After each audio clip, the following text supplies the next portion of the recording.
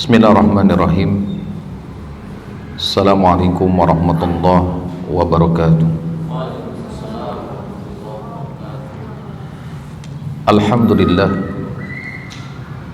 Alhamdulillahilladzi arsala rasulahu bil huda wa dinil haq liyudhhirahu 'ala ad-dini kullihi wa kafa billahi shahida. Asyhadu an la ilaha illallah wahdahu la syarika lah wa asyhadu anna Muhammadan 'abduhu wa rasuluh la nabiyya wa la rasula ba'da. Allahumma shalli wa sallim wa barik 'ala nabiyyina Muhammadin sallallahu alaihi wasallam wa 'ala alihi wa sahbihi wa man tabi'ahum bi ihsanin ila yaumiddin. Tsumma amma ba'du. Hadirin kaum muslimin rahimani Allah wa iyyakum. Alhamdulillah, puji dan syukur kita panjatkan kehadirat Allah. Pada kesempatan yang berbahagia ini kita akan mencoba membahas tafsir beberapa ayat yang ada di akhir-akhir di surat Al-Buruj insyaallah ya. Ya, mudah-mudahan dengan membahas ayat-ayat tersebut ini semakin menambah keimanan kita kepada Allah Subhanahu wa taala. Mudah-mudahan semakin menambah keyakinan kita akan adanya hari kebangkitan, dan mudah-mudahan semakin memotivasi kita untuk semakin semangat dalam beramal soleh, semangat dalam meningkatkan ketakwaan kita kepada Allah, dalam meningkatkan ketaatan kita kepada Allah Subhanahu wa taala. Kaum muslimin rahimakumullah, Allah Subhanahu wa taala berfirman di surat Al-Buruj ayat yang ke-12. A'udzubillahi minasyaitonir rajim. Inna batsya rabbika lasyadid. Inna, sesungguhnya, batsya rabbika. Apa yang dimaksud dengan batsya atau batsyun? Kata para ulama tafsir, maksudnya adalah azabun, siksaannya. Jadi sesungguhnya siksaan Rabbmu. Siapa yang dimaksud kamu di sini? Terkhusus itu Rasulullah sallallahu alaihi wasallam, ya. Dan umumnya kaum muslimin yang membaca atau mendengar atau berusaha memahami ayat tersebut. Ini ayat tersebut ditujukan kepada keumuman kaum muslimin yang membaca atau mendengar ayat tersebut. Sungguh siksaan Rabbmu, siksaan Allah la syadid, amat sangat apa? Dahsyat, amat sangat keras, benar-benar dahsyat sekali, tidak bisa terbayangkan. Jadi Allah Subhanahu wa taala kalau menurunkan siksaannya, pasti siksaan itu apa? Siksaan yang sangat apa? Dahsyat sekali. Tidak akan ada yang mampu menahan siksaan Allah Subhanahu wa taala. Ya. Jadi sesungguhnya siksaan Allah ini sangat dahsyat sekali. Dan kaum muslimin rahimakumullah, ketika disebutkan siksaan Allah atau azab Allah, ini mencakup 3 azab ya dalam ayat ini. Yang pertama adalah azab ketika di dunia bagi orang-orang yang pantas untuk mendapatkannya. Yang kedua adalah azab di alam kubur, di alam barzah. Dan yang ketiga adalah azab di akhirat nanti ketika di dalam neraka, seperti itu.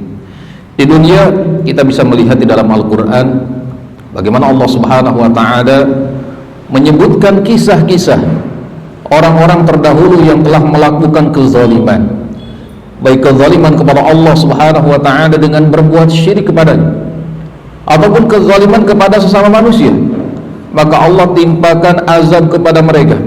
Kita bisa melihat di dalam Al-Quran ya. Di antara mereka ada yang diazab dengan apa? Dengan ditenggelamkan di lautan, seperti siapa? Fir'aun. ada juga yang dibenamkan ke perut bumi. Bayangkan, dibenamkan ke perut bumi. Siapa? Qarun beserta harta bendanya yang sangat banyak sekali, dibenamkan ke perut bumi. Makanya ada istilah ya, kalau seseorang menemukan harta berharga di bawah nih, di bawah tanah, sering dinamakan harta apa? Harta korun ya, atau harta karun seperti itu. Nah, meskipun ini azab ya, azab tidak mungkin istilahnya dimunculkan kembali, diazab oleh Allah Subhanahu wa taala. Demikian ada yang diazab dengan apa? Banjir bandang. Ada yang diazab dengan apa? Teriakan malaikat yang menyebabkan mereka apa? Mati bergelimpangan.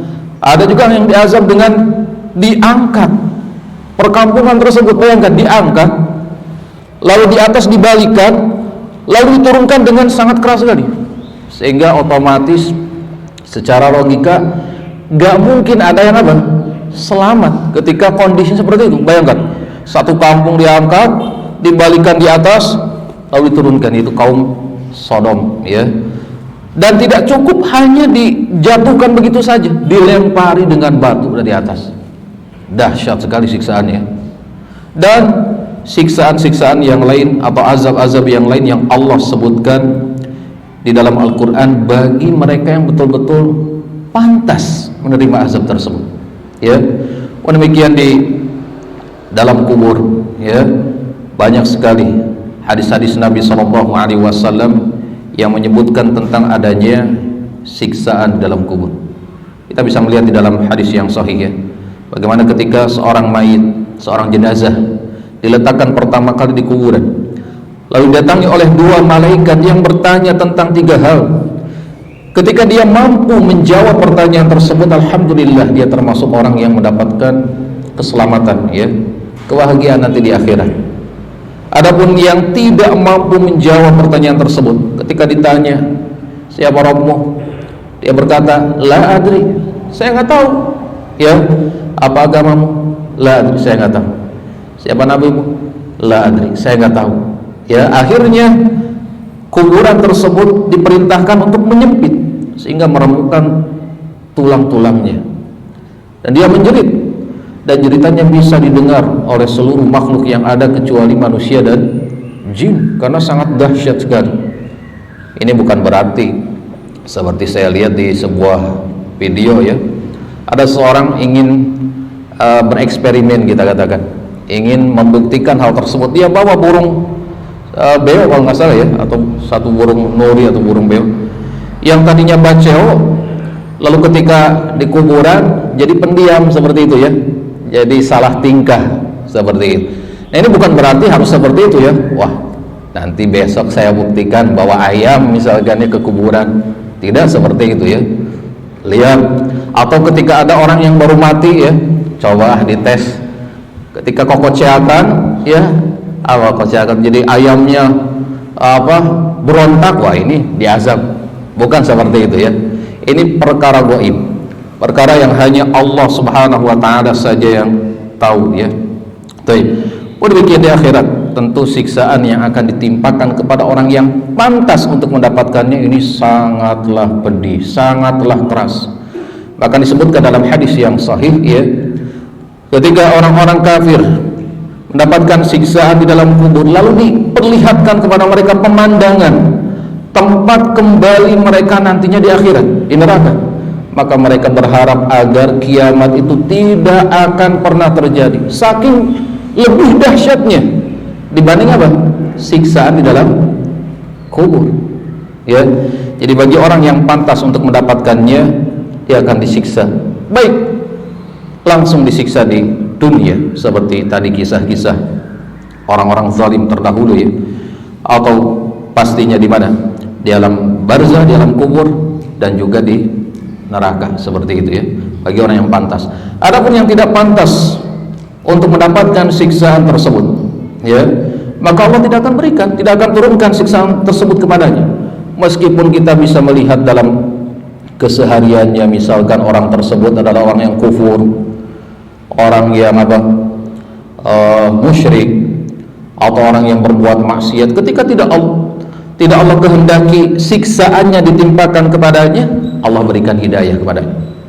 Ya, betapa banyak kita bisa melihat dan mendengar orang-orang yang tadinya membenci Islam tiba-tiba berbalik menjadi apa?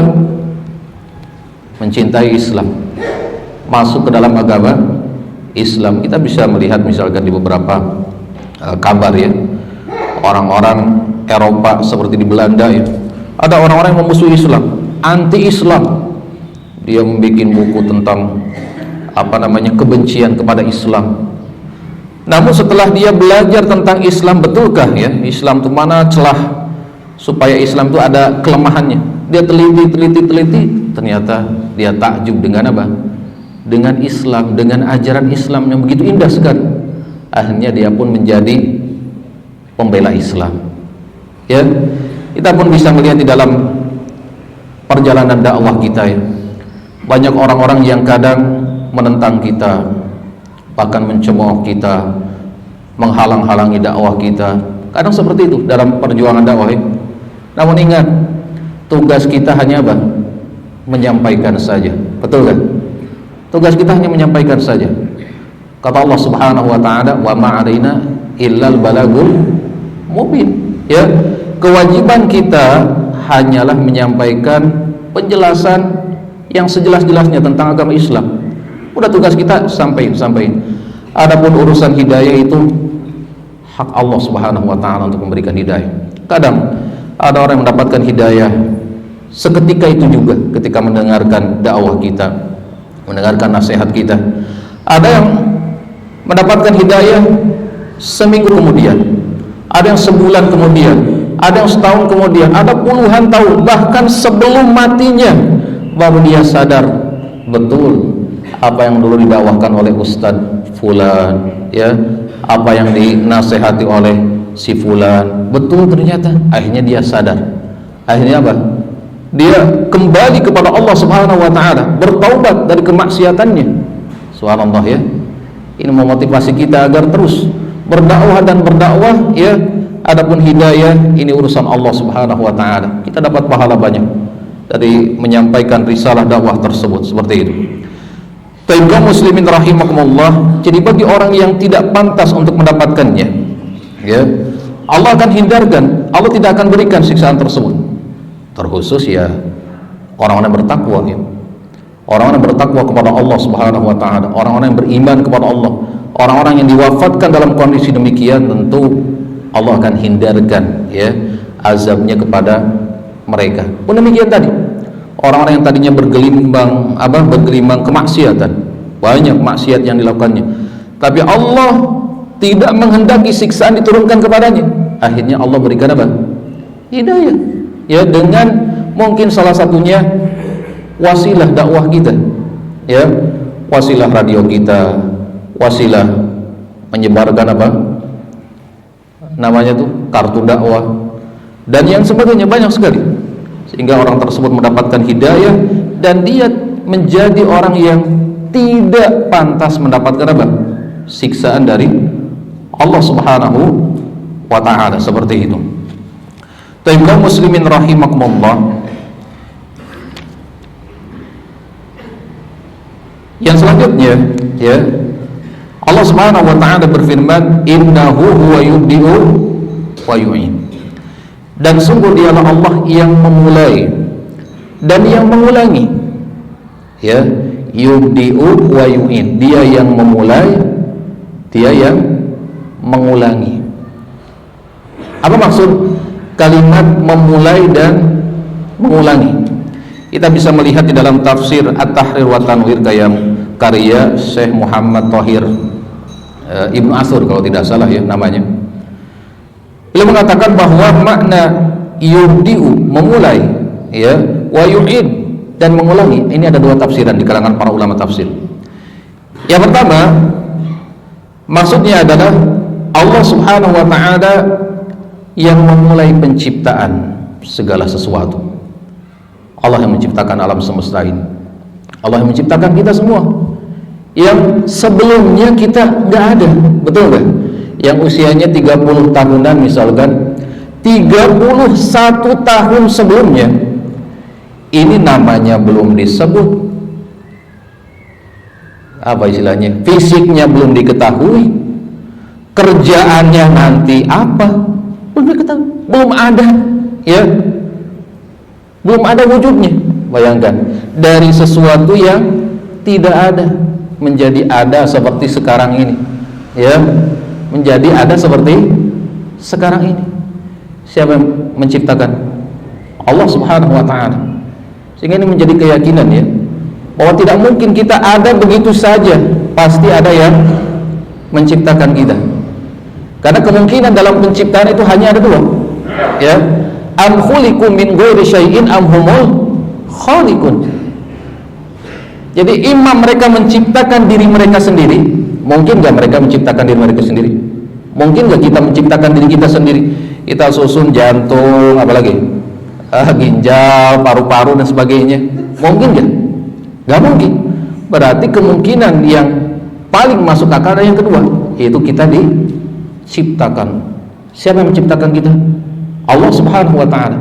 Dari mana kita tahu? Dengan diutusnya para rasul, dengan diturunkannya kitab-kitab darinya. Kita tahu siapa yang menciptakan kita, yaitu Allah Subhanahu wa ta'ala. Kita diciptakan dari sesuatu yang tidak ada.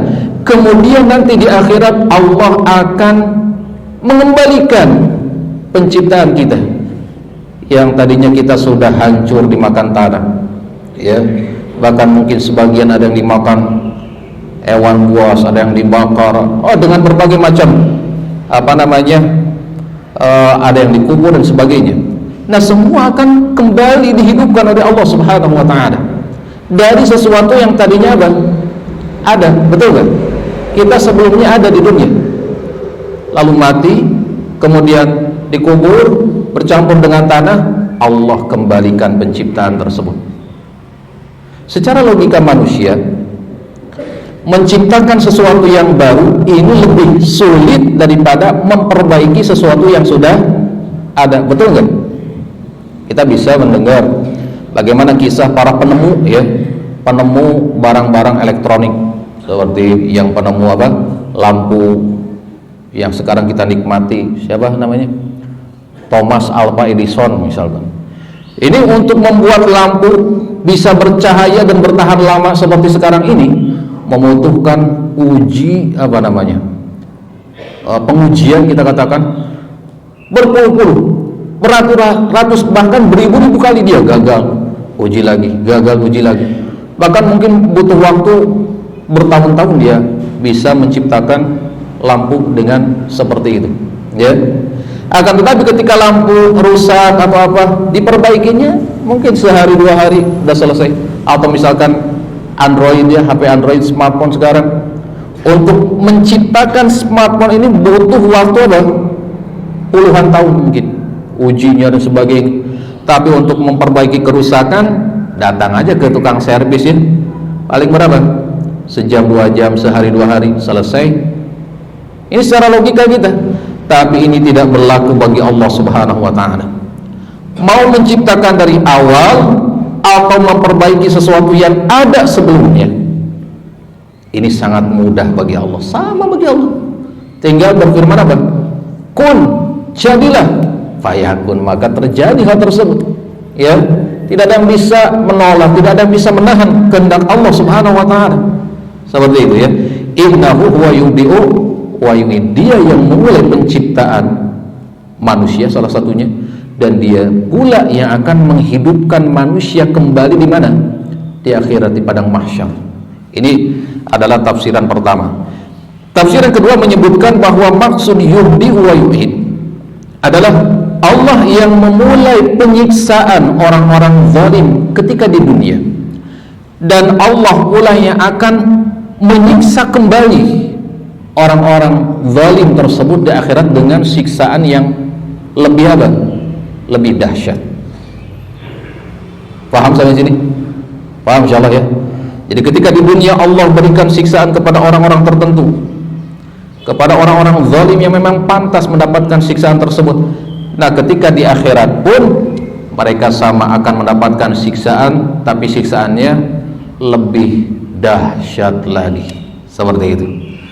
Tapi kaum muslimin rahimakumullah, jadi Allah yang telah memulai segala penciptaan yang ada, dan kelak manusia pun akan dihidupkan kembali. Mudah bagi Allah melakukan hal itu. Demikian Allah yang memulai penyiksaan orang-orang zalim di dunia, dan Allah akan mengembalikan atau menyiksa kembali mereka di akhirat, di neraka, dengan siksaan yang lebih pedih lagi. Kaum muslimin rahimakumullah, yang selanjutnya Allah Subhanahu wa taala berfirman, wa huwal ghafurul wadud, dan dialah Allah Al-Ghafur yang maha pengampun, Al-Wadud. Mungkin kalau diterjemah kita bisa membaca yang maha pengasih ya, meskipun wadud ini lebih condong ke yang maha mencintai. Jadi salah satu sifat Allah Subhanahu wa taala adalah Ghufran, mengampuni ya, mengampuni hamba-hambanya yang meminta ampun kepadanya. Oleh karenanya kita dianjurkan memperbanyak ucapan apa? Istighfar kepada Allah ya, astagfirullahalazim, astagfirullah wa atubu ilaih. Kan ini kalau kita perhatikan ikhwah, kalau kita perhatikan salah satu faidah dari istighfar yang kita ucapkan ini adalah selain diampuni dosa-dosa kita, perlu kita ketahui bahwa salah satu faidah dari istighfar adalah Allah tutup aib-aib kita ya. Kita menyadari, maaf ya Pak kalau ada yang ngantuk silahkan ya, dibangunkan oleh orang yang di sampingnya, jangan ada yang ngantuk. Ini cuma 10 menit lagi ya, 10 menit lagi, nggak banyak waktunya. Tadi sampai mana? Sampai mana tadi? Seseorang yang beristighfar, selain dia diampuni dosanya oleh Allah Subhanahu wa taala, juga ditutup aib-aibnya. Kita menyadari kita ini banyak aib, betul nggak? Banyak sekali dosa yang kita lakukan setiap hari, setiap waktunya, ini banyak sekali. Dosa lisan kita, dosa mata kita, dosa telinga kita, banyak sekali. Tapi Allah masih sayang dengan kita. Allah tutup aib-aib kita ya. Allah tidak tampakkan aib-aib kita di hadapan orang lain. Sehingga ini salah satu faidah dari ucapan istighfar yang kita ucapkan ya. Sebagaimana Ibnu Rajab Al-Hambali rahimahullah berkata, wal istighfar talabul maghfirah. Ini maksudnya istighfar adalah mengharapkan pengampunan dari Allah. Wal maghfiratu hiya wiqayatu syarri dzunubi ma sitriha. Sedangkan yang dimaksud dengan maghfirah di sini adalah menjaga dari akibat buruk dosa tersebut dengan ditutupi oleh Allah Subhanahu wa taala. Ini satu sisi kita bersyukur kepada Allah, Allah tutup aib-aib kita. Sisi lain pun kita harus memperbanyak istighfar kepada Allah, menjauhi dosa-dosa ya. Seperti itu. Karena Allah masih sayang kepada kita. Allah tutup aib-aib kita. Karena kalau ditampakkan kepada manusia aib-aib kita, tentu tidak ada orang yang mau dekat dengan kita, betul nggak? Nggak ada yang mau. Nggak ada yang mau dekat dengan kita. Makanya ada seorang ulama menyebutkan, yaitu Muhammad bin Wasi ya, seorang murid dari sahabat Anas bin Malik. Ini seorang ulama Basrah ya, Muhammad bin Wasi. Ia berkata, "Lau kana lidzunubi rihun ma jalasa ilayya ahadun." Kalau seandainya dosa itu ada baunya, apa istilahnya? Bau dosa ya. Bau dosa mungkin. Kalau seandainya dosa itu ada baunya, tentu tidak ada orang yang mau dekat denganku, kata beliau. Tapi Allah tidak jadikan dosa itu berbentuk. Coba kalau ada dosa, ketika seseorang melakukan dosa langsung badannya menjadi bau tak sedap ya, jadi bau apa namanya, bau sampah misalnya, atau bau hangsur ya, atau apalah istilahnya, bau badannya karena dosa. Tentu nggak ada orang yang mau apa, dekat dengannya, betul kan? Atau bau dosa tersebut ada warnanya ya. Setiap orang melakukan dosa keluar warna hijau di tubuhnya misalkan. Wah, ini si fulan udah melakukan dosa nih, kelihatan dari warna tubuhnya misalkan. Enggak seperti itu. Allah jadikan dosa-dosa aib-aib yang kita lakukan tersebut apa? Allah tutup. Salah satu wasilahnya dengan apa? Dengan istighfar. Kita memohon ampun kepada Allah. Ada seorang penyair berkata, wallahi law alimu qabiha sarirati la abas salam alayya man yalqani.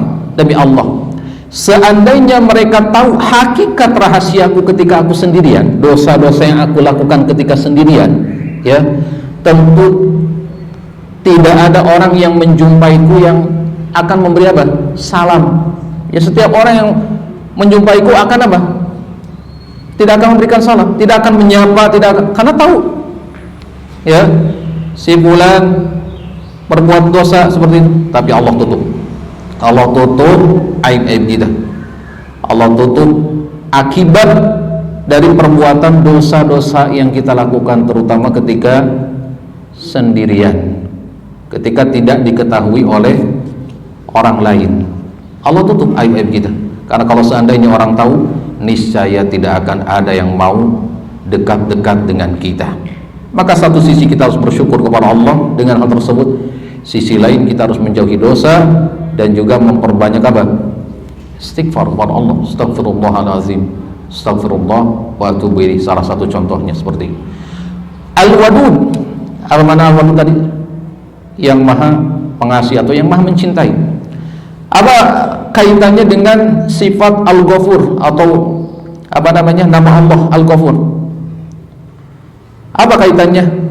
Syekh Sa'di rahimahullah menyebutkan, kenapa Allah menyebutkan dalam ayat tersebut wa huwal ghafurul wadud, dan dia adalah yang maha pengampun lagi maha mencintai.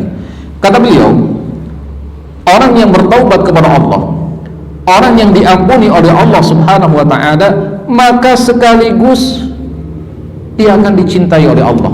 Kecintaan Allah akan ditujukan kepadanya, ya, karena dia telah mendapatkan apa? Ampunan dari Allah Subhanahu wa ta'ala, ya. Jadi siapapun yang bertaubat kepada Allah, memperbanyak istighfar kepada Allah, Allah akan cintai dia. Allah mencintai orang tersebut, orang yang senantiasa meminta ampun dan bertaubat kepada Allah Subhanahu wa ta'ala. Nah, di dalam hadis-hadis Nabi sallallahu alaihi wasallam, kadang Nabi sallallahu alaihi wasallam menyebutkan tentang bentuk-bentuk kecintaan Allah. Jadi kecintaan Allah terkadang ditujukan kepada orang-orang tertentu, langsung disebutkan namanya. Dalam hadis riwayat Bukhari Muslim disebutkan pada Nabi sallallahu alaihi wasallam di perang Khaybar pada saat itu berkata kepada para sahabat bahwa besok saya akan menyerahkan panji atau bendera ini kepada orang yang mencintai Allah dan Rasulnya, dan dia pun dicintai Allah dan Rasulnya. Maka semalaman, ya, para sahabat membicarakan hal tersebut dan berharap besok mereka orang yang dipilih oleh Nabi SAW, karena pasti dia akan mendapatkan kecintaan Allah. Ketika seorang mendapatkan kecintaan Allah, dia pun mendapatkan ridho Allah, menjadi orang yang bahagia, ya, di dunia dan di akhirat. Maka ketika di esok harinya, ketika para sahabat berkumpul, lalu Nabi SAW berkata kepada mereka, Aina Ali? Mana Ali? Yani Ali bin Abi Thalib. Sebagian mereka berkata, Ali sedang sakit kedua matanya. Mungkin wallahu alam, ya, matanya bengkak atau apa, sakit mata lah intinya. Lalu Nabi SAW menyuruh, ya, untuk mendatangkan Ali ke hadapannya. Nah, ketika Ali berada di hadapan Nabi SAW, lalu Nabi meludahi kedua matanya, ya, dan mendoakan kesembuhan. Dan dengan izin Allah, dan termasuk salah satu mukjizat dari Nabi SAW, dengan izin Allah kedua matanya sembuh seperti sebelumnya belum pernah terkena penyakit mata sedikit. Subhanallah, ya. Ini apa namanya, salah satu mukjizat dari Nabi SAW. Lalu bendera tersebut diberikan kepada siapa? Ali. Berarti Ali orang yang dicintai oleh Allah Subhanahu wa ta'ala. Pada juga dalam hadis riwayat Bukhari Muslim juga sebutkan ada seseorang yang diutus dalam sebuah pasukan kecil atau sariyah namanya. Diutus untuk ke tempat tertentu, mungkin untuk memata-matai atau mengawasi lah gerak-gerik musuh, ya, seperti itu. Nah, biasanya orang yang ditunjuk oleh Nabi SAW menjadi pemimpin, meskipun dalam pasukan kecil, dia pasti akan mengimami sholat. Nah, anehnya ketika mengimami sholat, setiap di akhir sebelum ruku, dia pasti mengakhiri rakaatnya ini apa dengan apa? Dengan membaca surat Al-Ikhlas. Misalkan kalau kita contohkan setelah membaca inna a'tainakal kautsar, ditutup qul huwallahu ahad. Ketika membaca wadduha sampai selesai, ditutup dengan apa? Qul huwallahu ahad. Kan ini heran. Ini sesuatu yang gharib menurut sahabat pada saat itu. Kok setiap kali selesai baca surat atau ayat per ayat, tutupnya dengan apa? Al-Ikhlas, ya qul huwallahu ahad. Maka hal tersebut pun diadukan kepada Rasulullah SAW. Ya Rasulullah, begini. Maka kata Nabi, tanyakan kepadanya, kenapa dia melakukan hal itu? Lalu tanyakanlah kepada orang tersebut. Dia berkata apa? Karena ayat tersebut menyebutkan sifat-sifat Allah yang Maha Agung. Ya, jadi dia mendalami, memahami setiap makna ayat per ayat atau kalimat per kalimat dalam surat Al-Ikhlas tersebut. Kagum dengan isinya, ya. Sifat-sifat Allah yang Maha Agung dia kagum, sehingga dia suka membacanya. Maka kata Nabi SAW, beri kabar gembira kepadanya bahwa sungguh Allah mencintainya. Ya, kadang juga Nabi SAW menyebutkan amalan-amalan tertentu yang jika dilakukan Allah mencintainya, seperti amalan yang meningkatkan ketakwaan. Ya, orang yang bertakwa adalah orang yang dicintai oleh Allah. Jihad fisabilillah, ya, dan amalan-amalan saleh lainnya, semuanya akan mendatangkan kecintaan Allah Subhanahu wa taala secara umum. Demikian Nabi SAW menyebutkan tentang beberapa tempat yang dicintai seperti masjid, ya. Ahabbul biqa ilallah masajiduha. Tempat yang paling dicintai oleh Allah adalah masjid-masjidnya, ya. Dan juga Mekah termasuk kota yang dicintai oleh Allah Subhanahu wa taala. Jadi yang jelas Allah Subhanahu wa taala disifati dengan Al-Ghafur dan Al-Wadud. Allah yang Maha mengampuni dosa-dosa hambanya yang bertaubat kepadanya, sekaligus Allah Maha mencintai orang-orang yang bertaubat kepadanya. Demikian, mudah-mudahan ini memotivasi kita untuk terus berdakwah dan berdakwah tidak kenal lelah, karena tugas kita hanya menyampaikan risalah dakwah ini kepada orang lain, ya, dan urusan hidayah itu hanya milik Allah Subhanahu wa taala. Demikian, mudah-mudahan bermanfaat. Kurang lebihnya saya mohon maaf. Subhanakallahumma bihamdika asyhadu an la ilaha illa anta astaghfiruka wa atubu ilaik. Assalamualaikum warahmatullahi wabarakatuh.